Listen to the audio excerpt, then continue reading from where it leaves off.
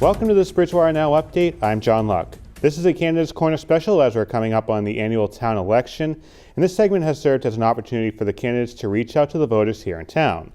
We'll have information on polling coming up later on, but there is one contested race on the ballot, and that's where we start this program. 4 candidates are vying for 3 seats with the Public Library Trustees. Nancy Sarno and Janet Dye are seeking re-election, while there are 2 first-time candidates who are on the ballot. Danielle Oliari and Matthew Gerritsen are looking to earn a spot on the trustees, and they recently reached out to voters here in town. Hello, my name is Danielle Oliari, and I'm running for the Library Board of Trustees. I'm a lifelong resident of Bridgewater, and currently I'm married and raising my 3 young children here. I'm looking to run for the Library Board of Trustees because I feel I'm at a position in my life where I would look to be a more active participant in making Bridgewater a more vibrant community. The library for me is a place that runs very parallel with my passions. I love literature, I always have. It's what I studied in school. So looking at the library, I say there are natural ties for me to that particular organization. What I'm hoping to do if elected is to go onto the board, to spend some time learning what it is the library does particularly well, to learn what ways it is bringing a positive impact to the community, to see if there are ways we can bring an even more positive impact to the community. Are there ways that the library could improve? Then looking at my own strengths and saying, in what way do my strengths help the library improve and help the library become the most positive impact in the community that it can? What I'm hoping is that you will vote for me on April 27th and give me the opportunity to do that so that Bridgewater becomes a place that is even more supportive and more warm and more of a passionate growth area for the young families and the people that live here. So thank you very much for your time, and I would appreciate your vote on April 27th. My name is Matthew Gerritsen. I'm running for the position of library trustee here in Bridgewater. The library trustees are a board of 12 trustees. 3 are elected every year that are supposed to manage the property of the library and plan for the future of the library. My family has been here since 1999. We've used the library heavily ever since. And one of my main concerns with the trustees is, one, to make sure that the positions are always filled. And I believe that the trustees are responsible for making sure that the library continues to maintain the funding it needs to serve its purpose, to ensure that there's support for the library amongst the town citizenship, and to provide transparency on how the library is managed. We were here obviously in 2008 when the town funding drastically impacted the library, and at the time there were questions about whether it would close, limited operation, and its decertification from 2008 through 2012. In 2010, the library trustees, the then manager of the director of the library, and the Friends of the Library, all through an incredible effort, were able to get the funding increased and get the town override to pass support for the library. And the library has been back on track since then. I, for one, feel like the library's been well managed, well run, and we love going there.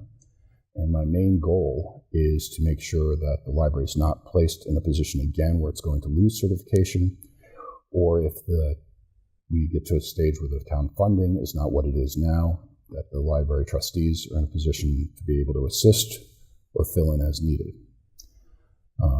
In addition to that, the town code calls for the library to be managed according to Mass General Laws, Chapter 78, which has some specific requirements for the trustees and how the library is supposed to be managed, and I'd like to make sure that that continues to be run accordingly. That being said, there are 2 excellent trustees running for re-election and 1 other person that's running for the open seat, who are all very well qualified, and I'm sure we will all do a very good job in the position. So please come out and vote on April 27th and support the library and the town. Again, 4 candidates will be seeking 3 spots in the Public Library Trustee race coming up on April 27th. That is the only contested race on the ballot. However, there are still candidates up for election, and we turn our attention to the BR School Committee.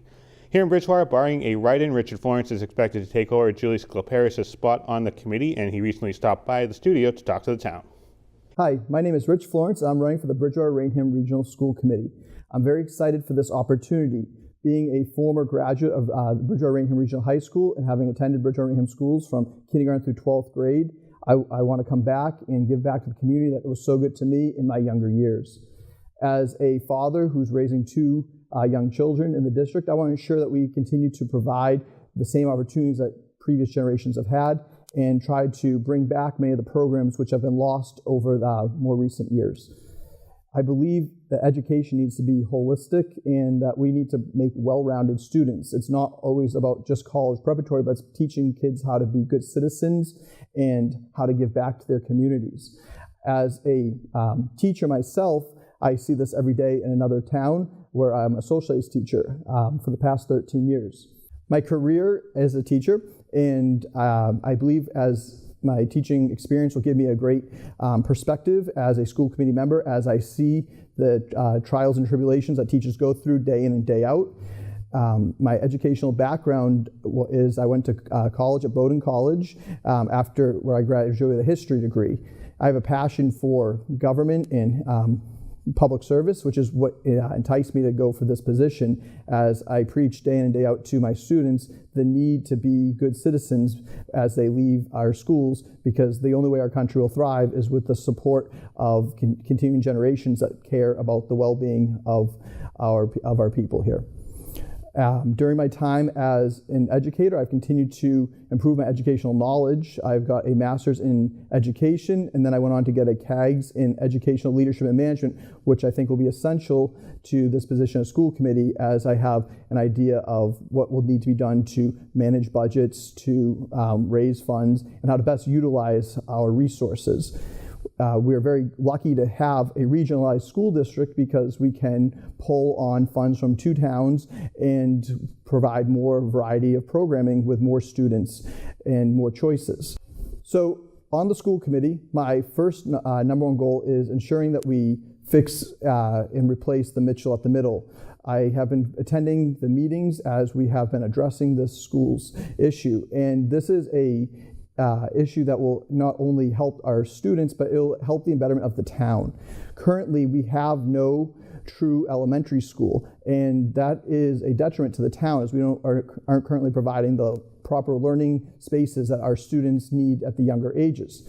But what's lost and forgotten is that we also don't have a middle school currently, as the 8th grade is currently at the high school and the 7th grade is squeezed into at the Williams. So by building this new school, we'll actually be improving our facilities for all of our grades from K through 12, as we'll be giving space back to the high school, providing an actual middle school for our middle school students who have kind of been lost in the shuffle, and having a state-of-the-art new elementary school.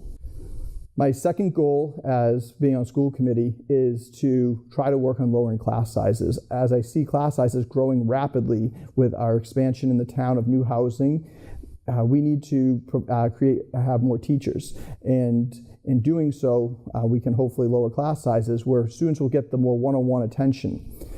As I attend many of the school committee meetings and presentations, I am seeing that there's a need for a lot more help with social emotional learning, and we can provide that if we can secure more funding. So with the support of working with the town council, along with the support of parents, I hope we can try to increase the funding in the district so we can provide more of those supports to help lower class sizes and provide the social emotional supports that are so desperately needed within our district.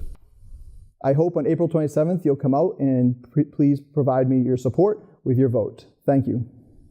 You just heard from the lone candidate for the Bridgewater seat on the BR School Committee, and residents here in Bridgewater will have a say on the Rainham seat held by School Committee Chair Susan Priewandowski, who is also running unopposed for a 3-year term.